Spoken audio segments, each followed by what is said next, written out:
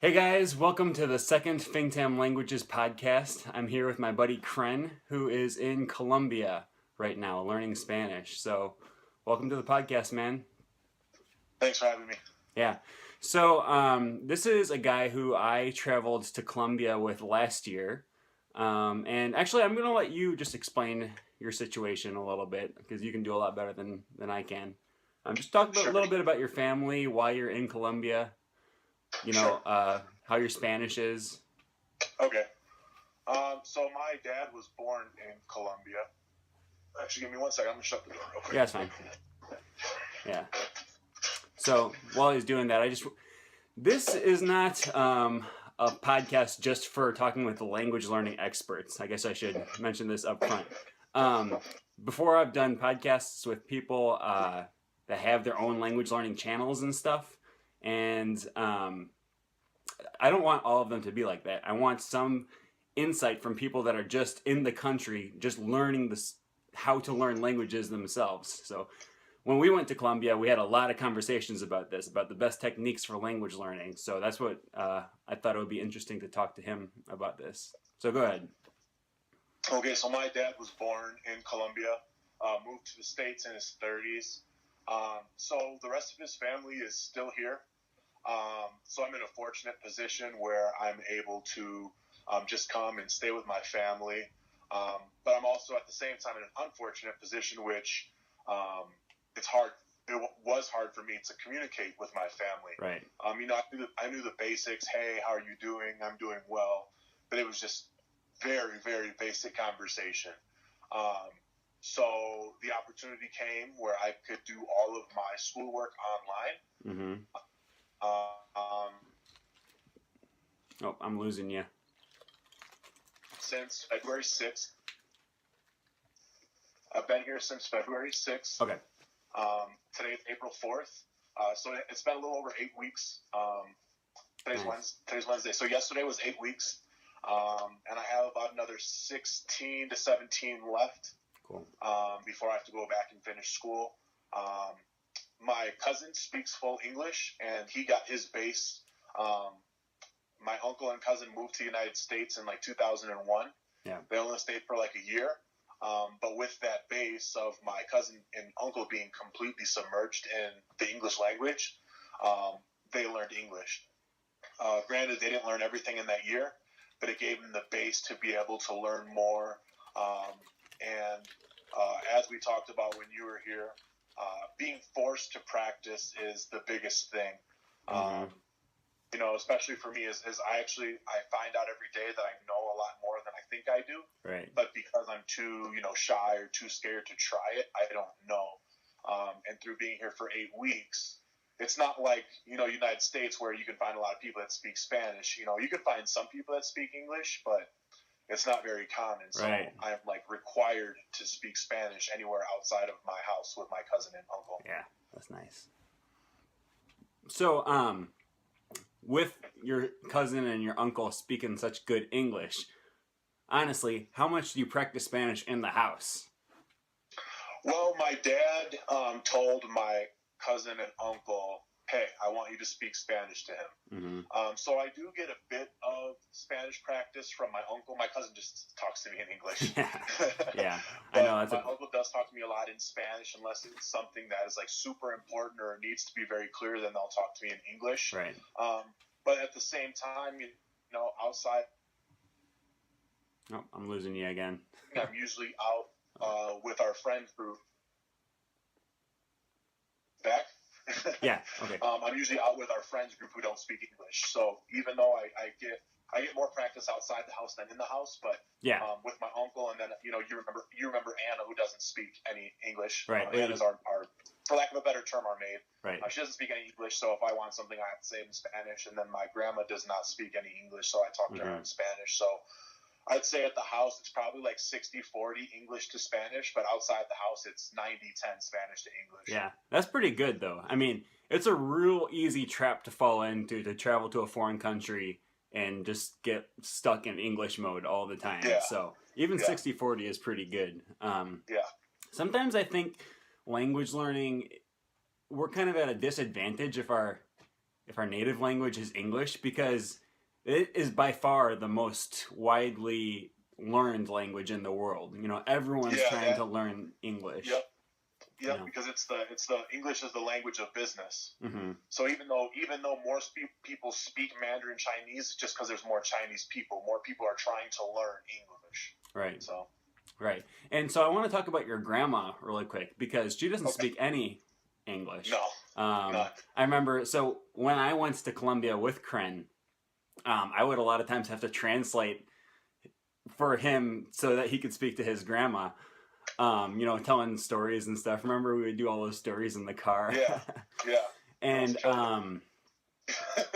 it was kind of funny, because here's Kren, this Colombian guy, and coming down to Colombia with this white dude that was always translating for him. But so what dynamic do you have with your grandmother now that your Spanish has been improving? We can speak a lot more.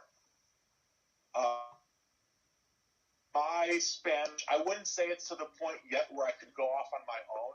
But if I'm talking to a cab driver, I'm able to have a conversation in the cab on my way home, or talking. If my cousin, there's a lot of times my cousin is learning French right now, so he's in school. Okay. So I'll be hanging out with his friends without him. Right. And I have to speak Spanish. Nice. Now, do we use a translator? Sometimes, but the more time that goes by, the less times we use a translator. So at this point, I can hold a conversation if the person speaks slowly and enunciates correctly.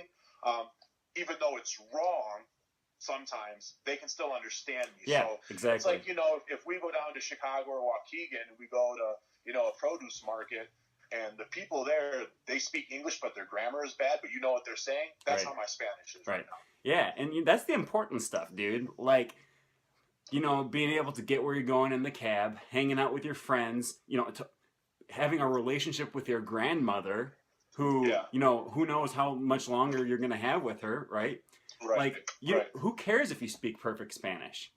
Like, who cares if you're getting A+ on all the tests and if you're able to make your Spanish teacher happy? That's not what it's about. The important stuff is going down to this country where, your culture and your heritage is from, where your family is, and being able to interact with real people in the real world.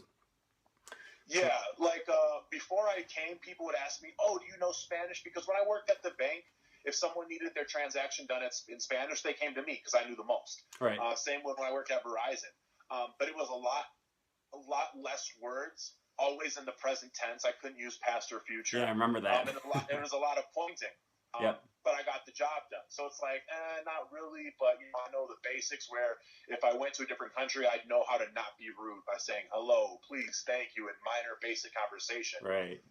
The point I'm at right now, I would say I speak a lot of Spanish. I wouldn't pass a test. Like if my job asked, "Hey, do you speak Spanish?" I'd be like, "Well, no." But at the same time, I can be gone for 12 to 15 hours a day and speak only Spanish and be understood and understand them. Right. Now, I'm also in the fortunate aspect where, here in Colombia, it's a lot different than the United States. In the United States, even my best friends, I maybe see once or twice a week. It's just how our culture is. You don't hang out with your friends every day. For the most part, there's exceptions to every rule. And as much as you'd like to, you just don't. Mm-hmm. Here, the friend groups hang out every day. And if you don't hang out, you at least text each other every day. Yeah, I remember that. So I'm also in the fortunate position where my friends know what I know and what I don't know. So not only do they correct me a lot, but if they're saying something and I don't understand, they're able to say it in a different way that I do understand. And then I learn the way that they just told me. Right. And like I said, with past and future, I'm actually pretty proficient with past, and I'm decent with future now. Nice. Nice. So that works. Yeah. It helps a lot. Yeah. And with that, the past and the future and everything, there's an interesting dynamic. You have to find a balance, right? Because at sometimes, like we've said earlier, it's much better to speak with crappy grammar than to be too afraid to speak at all, right? Right. So you don't want to let your lack of grammar hold you back from speaking, but at the same time, the reason you want to speak is to improve your grammar. Correct. Right? So you have to kind of find this balance of I'm not afraid to speak and I'm not afraid to mess up. You know, I love making mistakes because when I'm making mistakes, I'm learning. And Right. you know, perfect grammar is not my goal. But at the same time, um, the reason that I want to make so many mistakes is so that I can learn, and because I do want to eventually work up to those grammatical aspects and stuff like that. Um, you know, and those grammatical aspects are not your goal in life, really. Your goal is to be able to communicate more efficiently with the people that you care about. Right? Exactly. I tell my friends all the time because there are a lot of times where, well, not anymore because they understand what I'm looking for. But before, I would be trying to say a sentence, which keep in mind still takes me a little longer because I'm not speaking it naturally yet. It's still going through my head, translating English to Spanish, listening to them Spanish, translating it back to English, and then understanding. So there are times that I'll be speaking a sentence and they would cut me off mid-sentence to correct me. And I'd be like, okay, I appreciate the correction, but do you understand what I'm saying? Yeah. And they'd be like, well, yeah. I'm like, okay, so let me finish the sentence, because when they would correct me in the middle of the sentence, it would throw off my whole thought process. Right. And so now what they do is they wait for me to finish the sentence. They'll tell me if they understood me or not. And then we'll go back and fix it. Yeah. Yeah, because the biggest thing is I am still at the point where I'm translating in my head rather than just speaking naturally. And so any type of distraction throws me off. Mm-hmm. Yeah, I hear that. That's cool, though, because friends, for me at least, when I was in El Salvador learning Spanish, friends really can be the absolute best teachers. Like, much better than an actual teacher in the university for several reasons. One, because when you're hanging out with your friends, you're naturally going to be doing stuff and discussing things that are interesting to you, right? So they're going to be there in the situations where you actually need to figure out what to say, and they're going to be there to help guide you with those, with those interactions. And also just because they care about you. Huh? Go ahead. Yeah, you also learn more like everyday language. Right. Where I remember in my Spanish class, for example, we always called grass césped. Mm-hmm. Yep. And then when I said it here, they all laughed at me. I'm like, does that not mean grass? They're like, it does, but no one says that. Yeah. It's pasto. Do they say grama? Okay. What? Do they say grama, or what do they say in Colombia? Pasto. Pasto? So, and granted, the other thing is every Spanish-speaking country has different slang and words that they use. Now, obviously, would I love to speak full Spanish and be able to go to any country? Sure. But right now, my goal is to be able to speak to my Colombian friends and my Colombian family. Right. So that's my focus right now. Because even, we go to the corner to drink coffee almost every day, and the girl that works there is Venezuelan. So she'll even say something where my cousin will be like, what's that? Yeah, right. And your maid is Venezuelan, right? No, she's Colombian. The nurse was Venezuelan. Oh, gotcha. Oh, you're right. Yeah, that's right. Yeah, I remember that. So where they'll say something, and even my cousin will, grew up speaking Spanish, and that's his first language, will be like, what's that? Yep, exactly. So it's better to.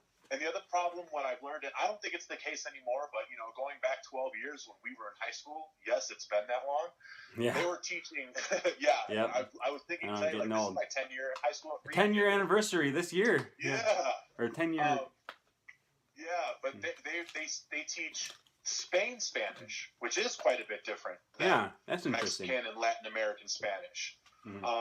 So that was the other thing I appreciate about learning from my friends is that, like you said, it's stuff that interests me rather than I don't want to learn this today. And the other thing is, like, if I ever wanted to learn like a theme, so let's just, for example, we did this with my cousin a few weeks ago because my cousin just got a job teaching English in a school. Right. So well, what do you want to learn? So it's like, hey, I want to learn past tense. Hey, I want to learn future tense. Where if I want to learn a theme, they can teach it to me. So let's say, for example, I want to learn the names of all the sports. Okay, they'll teach it to me. But it's not where, in school, if you don't want to learn it, too bad, that's what you're going to learn. Yeah, right. And then, the other thing is funny, we call them the important words. I won't say them on your podcast, but the sentence enhancers. Yeah, those words. The sentence enhancers. those were the first words my cousin taught me. Yeah, I was here. yeah. Like those are the words you need, right, to interact in real life. Those are the words that get used quite often. Where if I didn't know them, I'd be quite thrown off. Yeah, that's true. That's funny. And I like how, friends are interesting because sometimes, if they know you're learning Spanish, they want to help you. And you'll find some people that like go way to the extreme and saying like, well, no, you can't say it that way. You messed up your you had a tiny little minute error and I'm going to correct you on it. And then you have other people who just don't do anything, right? They just listen to you and and I don't know. I mean, maybe maybe that is good to have that balance. You want to have people that you can just speak to, and you also want to have people that are going to correct you. Hopefully not to those two extremes. It's better to find people in the middle. But at first when I first got here, they were like I was saying, they were correcting every little thing. Yeah. And obviously, when 2 months in, I know way more than I did, and it would it would be overwhelming. And that's what I was saying. Where I told them, I was like, hey, let's get the big stuff out of the way first, and we'll focus on the little stuff. Little stuff later. Right. Where they've all become very, very good at knowing what to correct and knowing when to correct it, and things like that. Because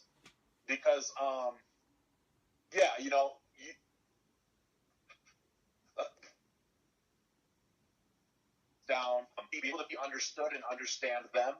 And if I forget a minor word or I mess up, I say, because obviously, in Spanish they say in Friday instead of on Friday. Yeah, right. Sometimes I'll just say Friday, and they'll be like, no, it's in Friday. I'm like, did you understand me? Mm-hmm. Cool. Yeah. So they've learned to not nitpick, but if something is a glaring mistake, then they'll fix it. And as we go further, they fix more and more. Now we are to the point where I know to say in Friday instead of just Friday. Yeah. Yeah. And a lot of times, it's interesting you brought up earlier, like a few minutes ago, you brought up that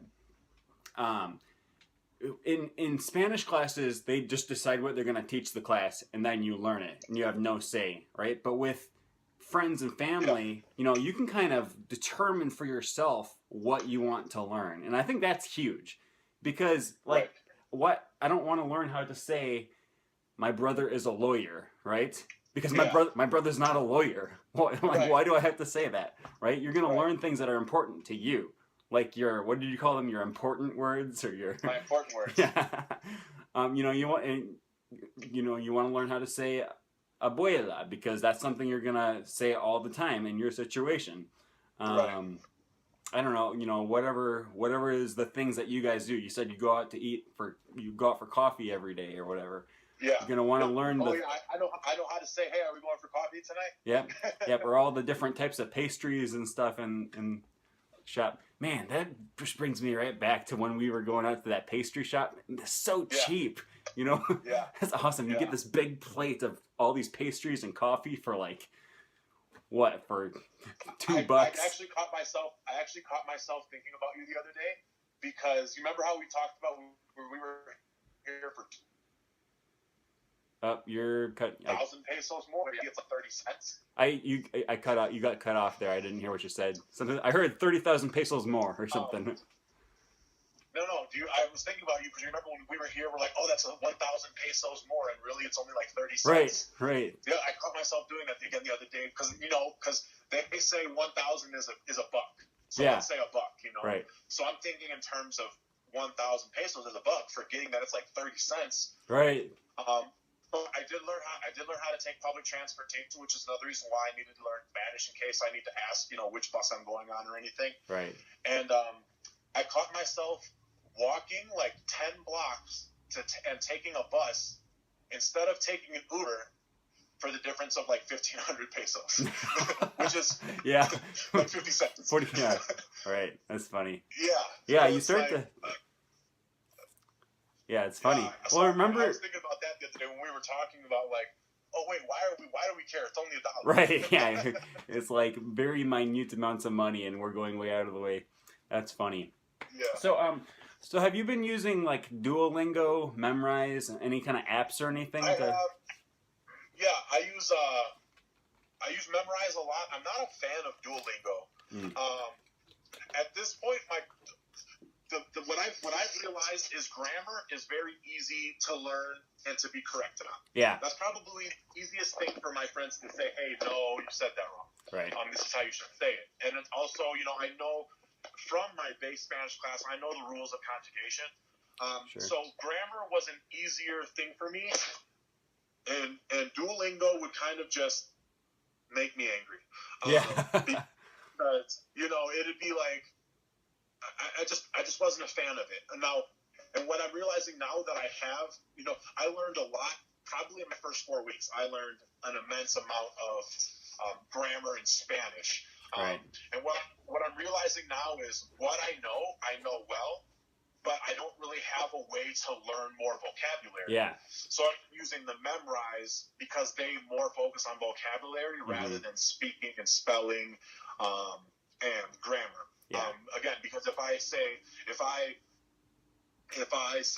I go there instead of I went there, that's an easy correct for my friends to make. Sure. Where if I know the word for something and they don't speak English, we're stuck. Right. Yeah. So at this point, I'm really focused on vocabulary because, like I said, grammar is easy to learn through speaking, through trial and error. Which it's easy. If I'm passing something and I'm saying, hey, how do you say that? That's cool. But if what I'm talking about isn't in the area and my cousin's not there, I'm surrounded by people that don't speak English, the conversation ceases. And that's one of the things that does bother me is I do need to learn more vocabulary, and I need to figure out a way to learn it well besides just through Memrise. Sure. Yeah. And I also have a bias towards Memrise over Duolingo. I think Duolingo definitely has its place, especially when people are just starting a language. But as far as, it's like what you said, what's going to benefit you most in communicating in everyday life? Learning the very fine aspects of grammar? No, that's not what's going to help you the most. You can speak always in the indicative mood and never learn the subjunctive and still get your point across. Right? But if you don't know the one word that you need, then you're just stuck. Or you're going to have to spend more time talking around it. Which that's a valuable skill as well. But I always think vocabulary is going to be more valuable in the long run than grammar. Do you remember when we were there in Colombia and you just started using the Memrise app and then you learned the word, I think it was cotidiano? Do you remember that? Daily, yeah.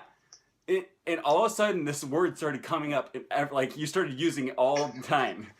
It was like, and it's amazing though. This is something that I notice all the time. You learn a word for the first time on Memrise or just by looking it up or whatever. And then all of a sudden this word just bombards you from all directions. All of a sudden I'm reading it and I'm hearing it in the news and it's coming up in Duolingo and it's, in my video games. And it's like, how did I go this long without ever knowing that word? Right.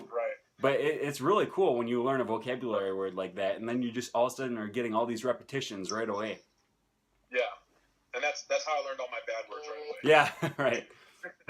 Is that, obviously, because we hang out, my group of friends is from the ages of 22 to 32. So young, but also a little bit more seasoned. I am one of the older ones. My cousin's at 24 is one of the younger ones. Mm-hmm. But we're all in that, the 22 and 32 are the outliers. There's a guy that just turned 29. There's one guy that's 30 and one guy that's 32. And then there's one girl that's 22 and one guy that's 23. Then everyone else is 24 to 28. Right. So it's words that come up a lot. And again, like I was saying, it was funny, but it's true that if I didn't know these bad words that they use in almost every sentence, I would be so lost. Yeah. So, yeah. But yeah, I see these words in Memrise and I learn them. And then I hear them, and I'm like, oh, okay, yeah, I get it. Yeah, I get it. Where to the point that, before, if my... Oh, I lost you again. Because I still speak slowly. I lost you for a minute. If my cousin would be speaking on the phone, and I would just ignore him because I didn't understand anything. I am at the point where I still need people to speak slowly. But, more and more as I'm learning more words, understanding Spanish is a lot easier than speaking Spanish, because to understand, you just need to pinpoint a few key phrases and you can put the sentence together. Right. Is it always 100% correct? No, but a lot of the times you're close. Yeah. So now I'm even realizing that my cousin will be on the phone with someone and I'll understand. I'm like, oh, okay, hey, we're going here at this time. They'll be like, oh yeah, you understood that? Mm-hmm. Yeah, I did. Or my uncles will be talking, or my uncle and cousin will be talking, or whoever will be talking, and I'll understand. Right.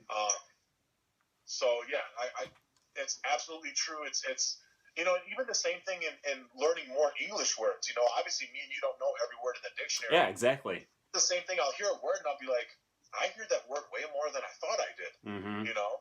So it's the fact that now that you know the word, it brings it to the front of your consciousness. It's not just a subconscious, oh, I don't know what that means.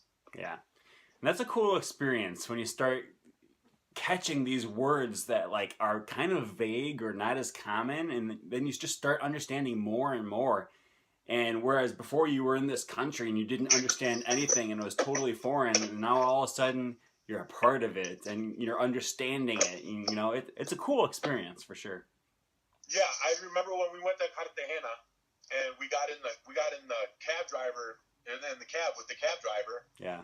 And just sitting there like looking at me talking and talking and talking, and I just look at you and then you start talking to him in Spanish, mm-hmm. and he was like super shocked. Yeah. Because he's like, why is this guy the one speaking Spanish? Yeah. So between the embarrassment of, man, I really need to learn this, and wanting to talk to my family, it's like, hey, I just had to do it. And now it's come full circle because Memorial Day weekend, my mom and aunt are flying down to Cartagena. Nice. And I'm going to meet them out there, and now I'm expected to do the translating. Yeah, nice. So, we went in August, so what is that? 9 months later.